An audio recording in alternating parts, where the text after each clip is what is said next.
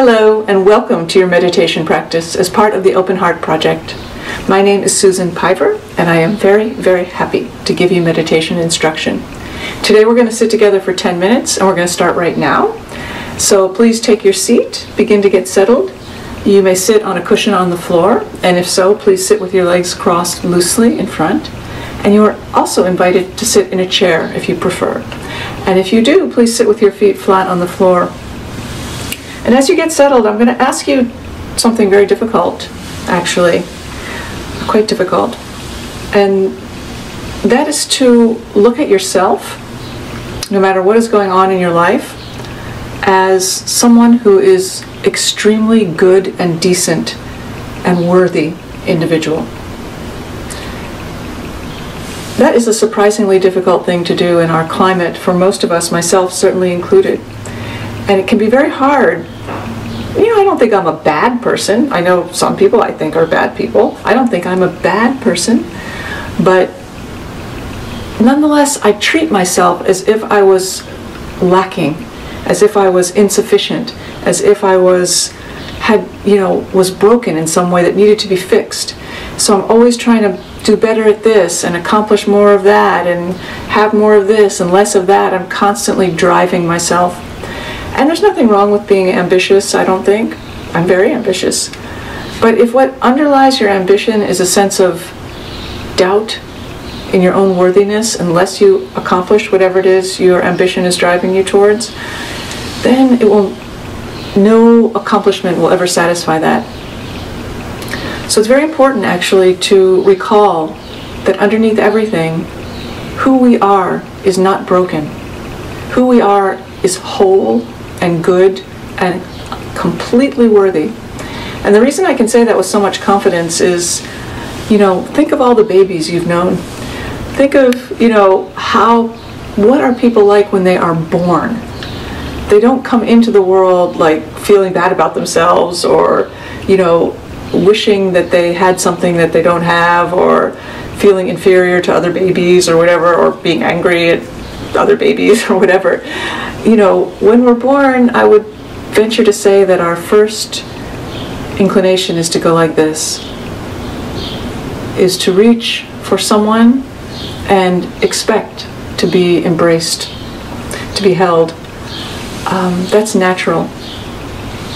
That is who we are and how we are born. And everything that we might do that is bad or even horrible is a result of confusion about that basic goodness. But underneath it all, that goodness still remains. So I invite you today and every day of your life, if you like, to, at every possible moment, recall to yourself this notion of basic goodness, of your own goodness, and of others, even though they may not look that way to you. Still, they were born this way too, and recalling this shared goodness changes the way we look at ourselves, changes the way we look at each other, and thus can change our world. So think about that. But not right now, because right now we're going to meditate.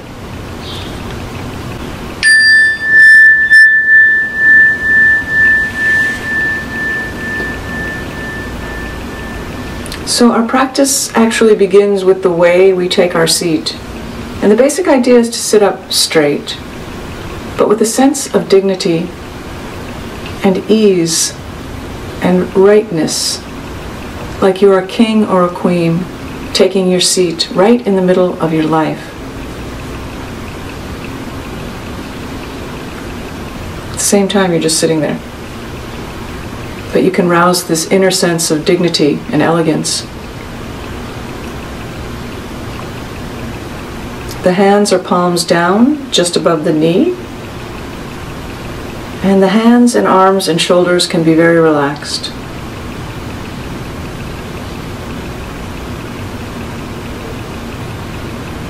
And let the belly relax a lot, like a whole lot.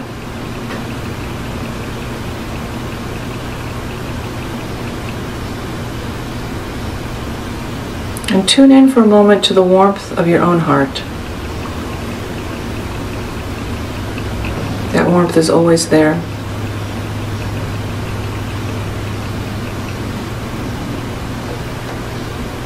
The chin is tucked a little bit, so the back of the neck is long. And the mouth is closed.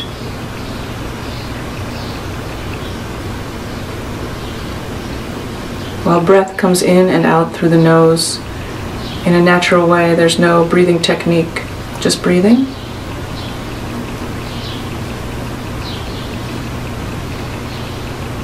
And the eyes remain open, and the gaze is cast down to a spot about 6 feet in front. And you can let that simply be a resting point for your gaze, which is normally darting around quite a bit, understandably. But now we can just let our gaze become still and soften.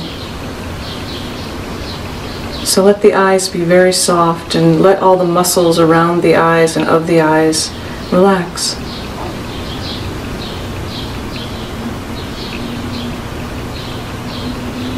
And the crown of the head reaches up a little bit, but the sit bones continue to reach down. So there's this interesting sense of simultaneously rooting down while aspiring up.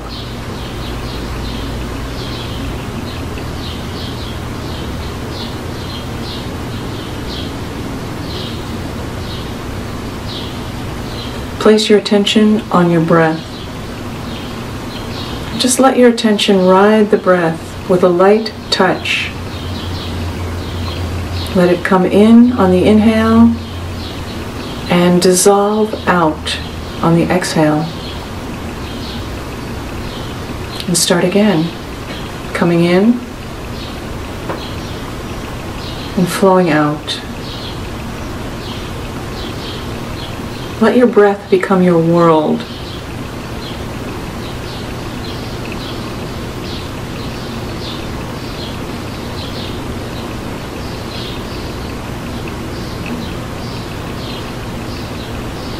There is no need whatsoever to try to stop thinking or to control in any way what your mind is doing. You can just let it be as it is. Most of your thoughts will come and go and not distract you too much from your breath.